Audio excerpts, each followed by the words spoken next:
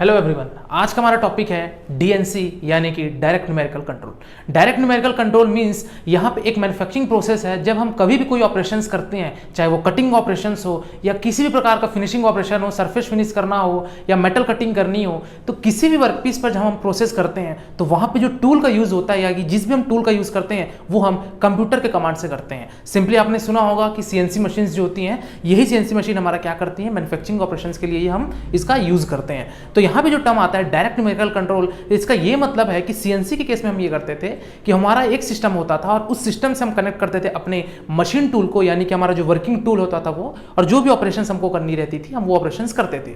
लेकिन डीएनसी के केस में यहाँ पे एक कंप्यूटर सिस्टम से नहीं, बल्कि यहाँ एक मेजर मॉनिटर रखा गया, यानी कि एक मेजर कंट्रोल रखा गया जिसको हम सेंट्रल कंप्यूटर बोलते हैं। आप यहाँ लिखे भी होंगे आप कंप्यूटर कंट्रोल, और यहाँ से हम एक साथ एट अ टाइम हम 100 मशीन को हम यूज कर सकते हैं, यानी कि 100 मशीन टूल को हम रेगुलेट कर सकते हैं with the help of part programming.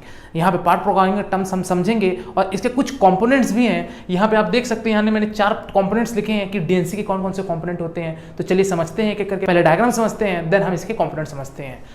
यहाँ पे आप देख सकते हैं कंप्यूटर कंट्रोल है, यानी कि एक यहाँ पे सेंट्रल कंप्यूटर है जो कि हम यहाँ से सारा चीज रेगुलेट करते हैं, और इससे हमारा टेलीकम्युनिकेशन लाइन है। तो ये टेलीकम्युनिकेशन लाइन क्या करती है, हमारे कंप्यूटर कंट्रोल से ये सारे मशीन टूल्स लगे हुए यहाँ पे 1 2 3 4 और भी बहुत सारे हो सकते हैं। साथ ही साथ आप एक साथ at a time 100 machine tool का भी यूज आप कर सकते हैं एक समय पे।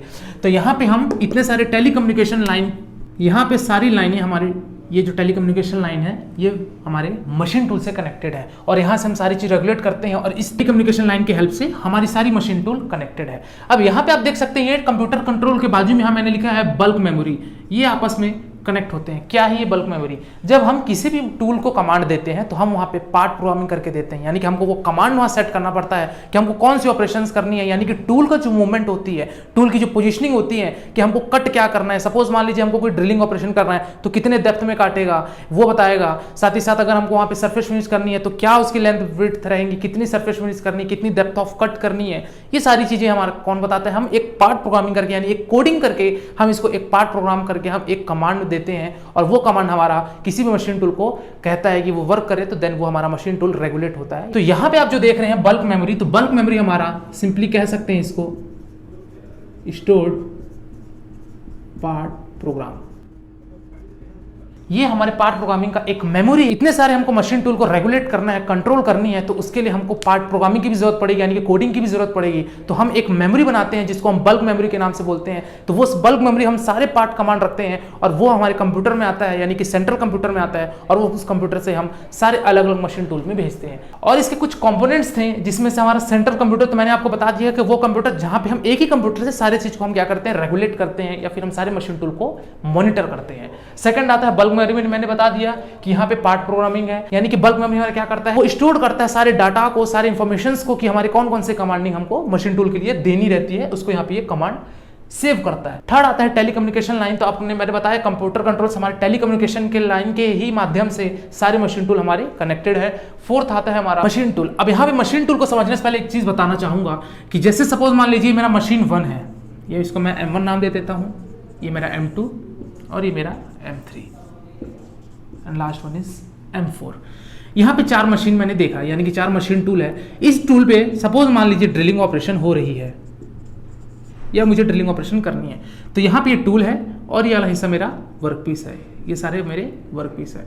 तो यहाँ पे जैसे ही हमारे पार्ट प्रोग्राम के हेल्प से हमको इस मशीन टूल को जब हम कमांड देंगे तो यहाँ पे एक लगा होता है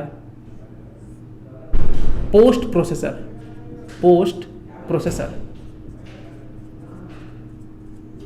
अब ये पोस्ट प्रोसेसर सिंपली कुछ नहीं, ये क्या करता है, उस कमांड को, यानी कि उस कोडिंग को वो रिसीव करता है और इलेक्ट्रिकल पल्स में वो उसको कन्वर्ट करके आगे बताता है कि क्या चीज़ों को करनी है। यहाँ पे किसी भी प्रकार कोई ऑप्टिकल टेप रीडर का यूज़ नहीं होता है। यहाँ पे सिंपली हम यूज़ करते हैं तो केवल और केवल एक पार्ट प्रोग्रामिंग का यूज़ करते हैं। इसके हेल्प से हम पोस्ट प्रोसेसर आता है, पोस्ट प्रोसेसर क्या करता है, उसके सिग्नल को रिसीव करता है और इलेक्ट्रिकल पल्स में वो कन्वर्ट करके आगे फॉरवर्ड करता है कि हमको किस तरीके की ऑपरेशन हमको दी जा रही है या कौन सी कमांड हमको दी जा रही है।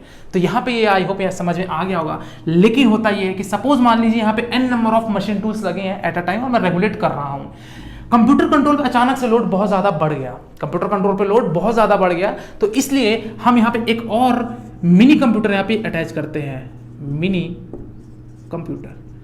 अब मिनी कंप्यूटर करता है कि सपोज मान लीजिए यहाँ पे एक्सेसिव अमाउंट पे लोड ना बढ़ जाए सेंट्रल कंप्यूटर में, इसलिए हम यहाँ पे एक मिनी कंप्यूटर का यूज करते हैं हर एक मशीन टूल पे। यहाँ पे भी मिनी कंट्रोल होंगे, यहाँ पे पोस्ट प्रोसेसर होंगे, यहाँ पे मिनी कंट्रोल का बॉक्स होगा और यहाँ पे पोस्ट प्रोसेसर का। सिमिलरली यहाँ पे भी मिनी कंट्रोल और पोस्ट प्रोसेसर का। तो ये मिनी कंप्यूटर क्या करता है, इस पोस्ट प्रोसेसर के हेल्प से हमारे मशीन टूल को रेगुलेट करेगा। तो अल्टीमेटली होगा ये कि हमारा जो सेंट्रल कंप्यूटर है यानी कि जो मेन कंप्यूटर था उसकी यहाँ पे लोड वेरिएशन रिड्यूस हो जाएगी। तो ये तो था ओवरऑल डीएनसी। आई होप आपको वीडियो समझ में आ गया होगा। और कौन से टॉपिक पे आप वीडियो चाहते हैं कमेंट सेक्शन में बता सकते हैं। तब तक के लिए शुक्रिया। All the best for examination. Bye bye.